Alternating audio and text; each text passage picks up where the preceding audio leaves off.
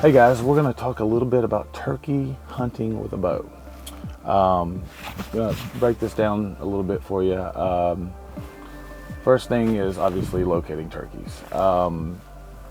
Turkeys can be fields, woods, whatever. The thing you're looking for is kind of sign that they've been there, from poo to feathers to dust bowls.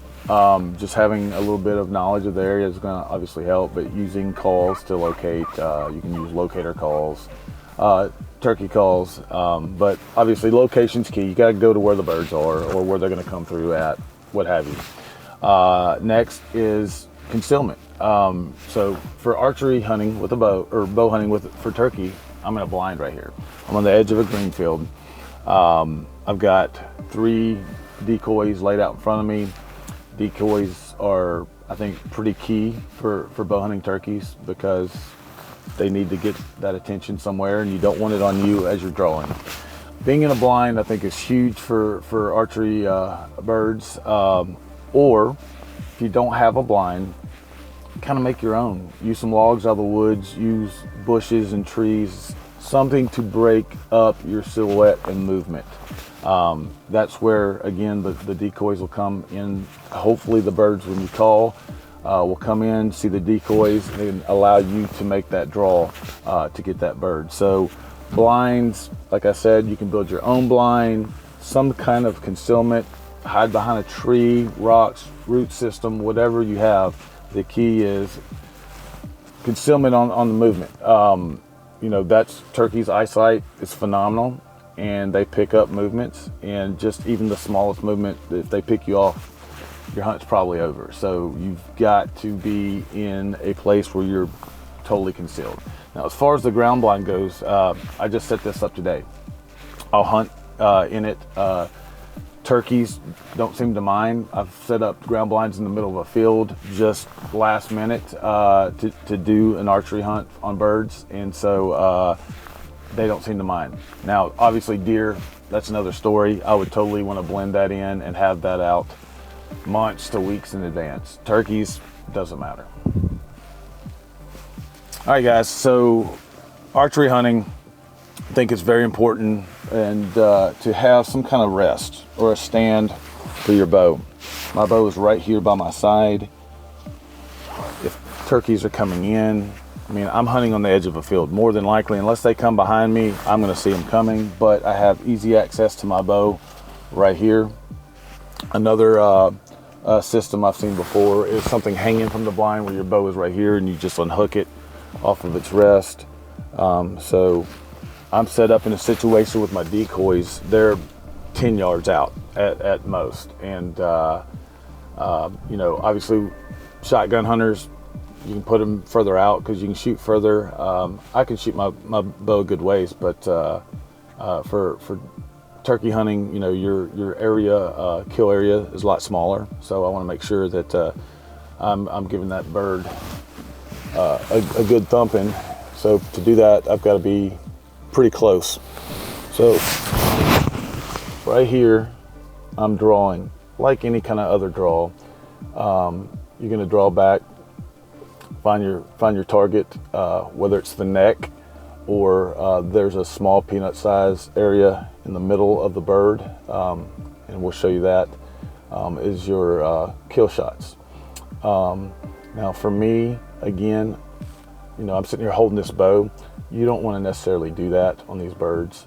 You don't want to pull back way too early. You want to make sure that they're just looking the other direction and pull back. In the blind, I've got shadows. Their focus is on the decoys, so want to make sure that, again, the biggest thing is no movement.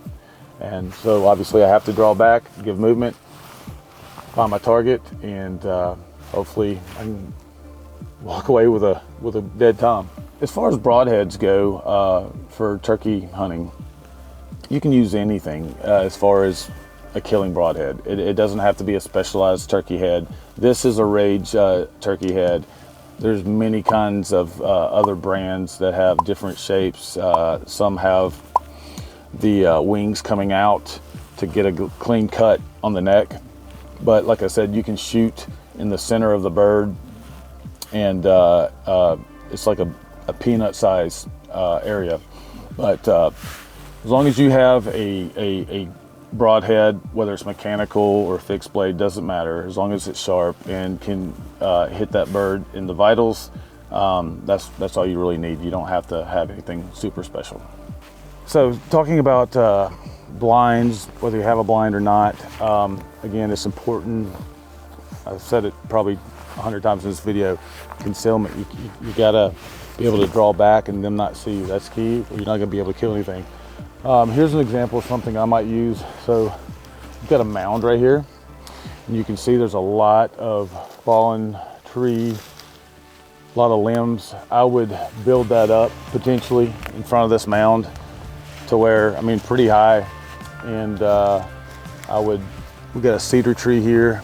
I'd probably clip it legally, if I'm able to clip. I'd get some cedar limbs, I'd poke them down, just build a homemade blind. I mean, I've got my ground blind up here, obviously, but I want to give you an example of something else I'd be looking for to do. You know, that's what I'm looking for specifically. I mean, you could get inside of a cedar tree, hollow it out a little bit, put some limbs up as well, as long as you're just making sure you're covered up. When it comes to calling turkeys, whether I'm using a shotgun or a bow, my favorite is a mouth call. I just like the hands free. So if I'm holding a gun or if I'm drawing back, I can still call and you know, not use my hands. Hold onto my weapon, whatever I need to do there. Big fan of the mouth call, diaphragm call, whatever you want to call it, for archery hunting or shotgun hunting.